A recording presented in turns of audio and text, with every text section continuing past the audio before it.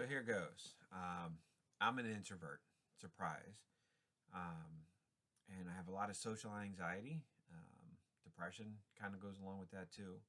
And I was part of another educational activity for a full day where we continue to do activities in the vein of movement and how good movement is. And I get that. And getting to know everybody in the room. And so when we walked in, it was a circle of chairs. And the idea was that there was no place to hide, which is exactly how I felt. And it was something I had volunteered for. And I thought we were going to be sitting at the desks and listening to experts talk about this topic that I'm very passionate about.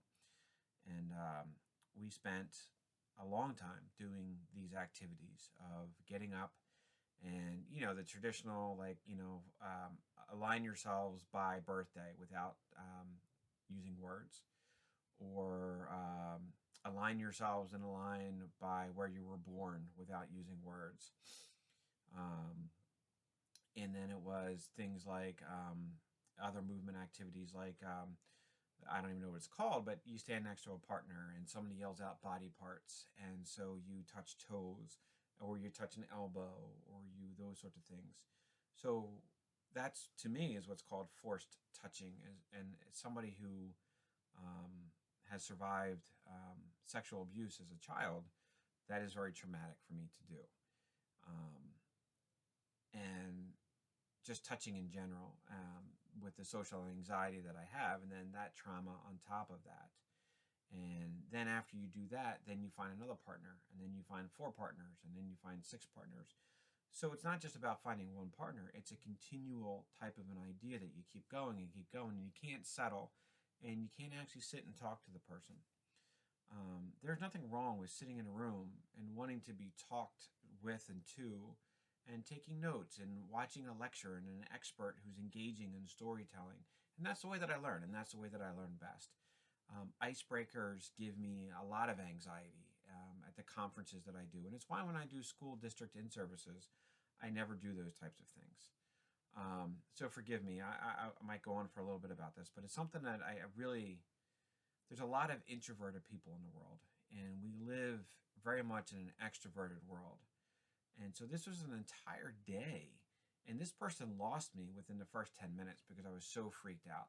And it was, hey, later on, we're going to play this game. And in an hour, we're going to. And all it did was continue to freak me out. And it made me feel like the other in the room. And my self doubt continued to get that much worse. My self worth continued to get that much worse. Why can't I do these things? Why can't I be great at these things? And this person who was leading the activities continued to say things like, well, you just have to get out of your comfort zone. We just have to teach you to. I'm 47. You're never going to change me in those ways. I've tried. I want to be that person. And I'll go out, and of course, I do presentations, and I interact with people, and I do these things, and then I need a lot of time to recover. So for an 8-hour day to be like that was very taxing for me. And I'm very conscious of that with my students on the first day or two of school, when they go to class after class after class of these activities and they don't get a break. My son is this way. My daughter is this way. I am this way. And I'm always surprised when I talk to educators that they're like, oh, I never really thought about that before. We have to. You can't say to these students, like, you're just not engaged. Well, you're just not trying hard enough. Well, you're not a good student because you're not doing. No. If we're going to differentiate, we need to think about these things as well. I'm asking you.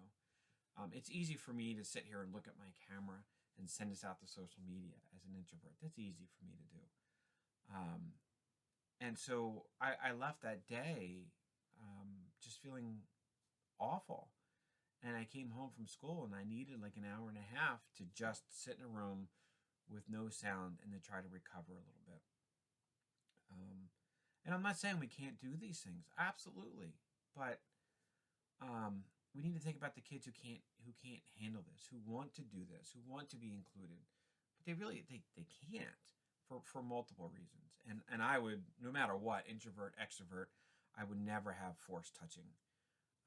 And the idea is what was said was, well, you can do this to your comfort level. But then if you don't do that, then, right, you're seen as the other. So it got to the point where it's like all this scramble and all these things going on, trying to find partners. It's like this weird musical chair kind of a thing. And so you touch toes and you do this and the other, and then somebody says whatever, and then you're supposed to go find another partner. So everybody does these things. And I was the lone person out because I'm not going to grab somebody. I can't go run to somebody I don't know and put myself on them. I can't. And so that I was in the middle of the room, the person who is now in charge and in control. So when this happens, and I need you to understand this, I tunnel. I can't hear anything. I can't see anything. And I was being told these directions and these rules, and I'm sweating and I'm turning red, and people are laughing, and I feel awful. And I'm supposed to start shouting out commands and things. And so I'm like, touch toes and touch fingers. And now I'm a part of it, of making maybe other people feel uncomfortable. And I said something like, well, touch foreheads. Oh my God, why would I say that? I wouldn't want to do that. And so then for the rest of the day, that's what I'm focusing on. And trust me, you have students going home that first day, first 2 days, first 3 days of school, and that's how they're feeling. They're already anxious enough about starting high school as a ninth grader, or coming into the middle school, or meeting you as a person. It can be very intimidating. And trust me, it's not that these kids don't want to be part. Trust me, they do. They desperately want to be part of this. And we need to understand that. And we need to offer alternatives about the activities that we do and the things that we do in our classroom. So I know it's already been like 7 minutes here, but I really am surprised at how many educators don't understand that. And so when I go to conferences and I walk into a room and we're singing and we're dancing and we're clapping and I'm not, and I feel like the odd person out, I'm done. Like I'm done that day already. And again, I'm not saying that there's not a place for that. But we have this idea that every 15 minutes we need to get up and move. And that's terrifying for me. I like to meet the person next to me and get to know them and spend some time.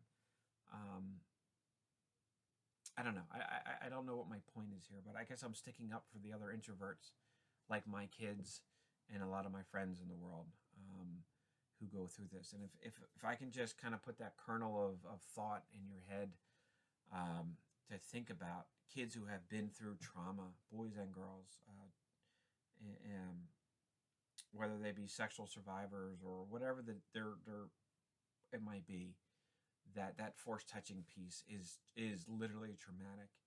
But then you also have the anxiety and the depression and the just all those things together. And I really appreciate you as an educator trying to get kids out of their seats and trying to get them to interact. And my classroom is loud, but I do it in where I have 4 kids sitting at a table, and we build a small group community where these kids feel trusted and they're able to have these conversations together, but they're not constantly meeting new people every whatever it might be.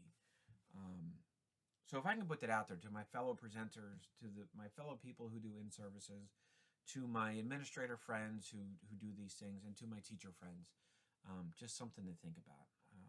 I hope that makes sense, and I appreciate you listening. Thank you.